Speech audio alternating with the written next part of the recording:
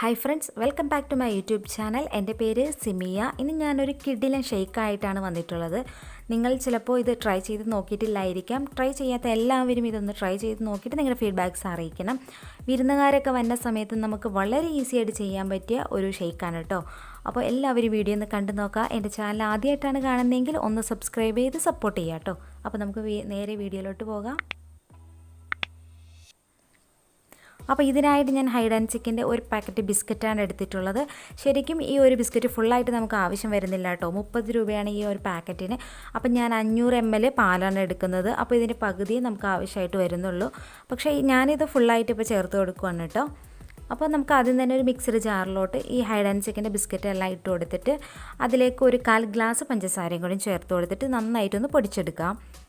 ഈ പൊടിച്ചെടുത്ത മിക്സിയിൽ നിന്ന് ഞാൻ കുറച്ച് മാറ്റി വെക്കുന്നുണ്ട് കേട്ടോ. അത് നമുക്ക് ഡെക്കറേഷന് വേണ്ടിയിട്ട് മാത്രമാണ്.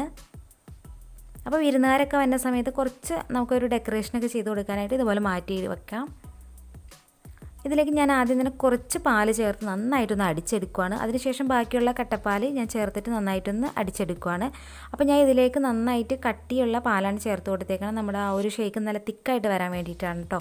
നിങ്ങൾക്ക് വേണമെങ്കിൽ ലൂസിൽ വേണമെങ്കിലും എടുക്കാവുന്നതാണ്. അപ്പോൾ ഞാൻ ഇവിടെ സെർവ് ചെയ്ത് കഴിഞ്ഞു. ഇതിൻ്റെ മുകളിൽ നമുക്ക് നന്നായിട്ടൊന്ന് ഗാർണിഷ് ചെയ്യാം.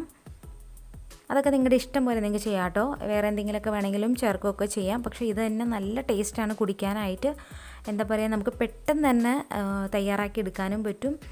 അപ്പോൾ ഇത് ഒരു പ്രാവശ്യമെങ്കിലും ട്രൈ ചെയ്ത് നോക്കിയിട്ട് നിങ്ങൾ ഫീഡ്ബാക്ക്സ് അറിയിക്കുക. എൻ്റെ ചാനൽ ആദ്യമായിട്ടാണ് കാണുന്നതെങ്കിൽ ഒന്ന് സബ്സ്ക്രൈബ് ചെയ്ത് സപ്പോർട്ട് ചെയ്യുക കേട്ടോ. വീഡിയോ ഇഷ്ടപ്പെട്ടിട്ടുണ്ടെങ്കിൽ ലൈക്ക് ചെയ്യുക, ഷെയർ ചെയ്യുക.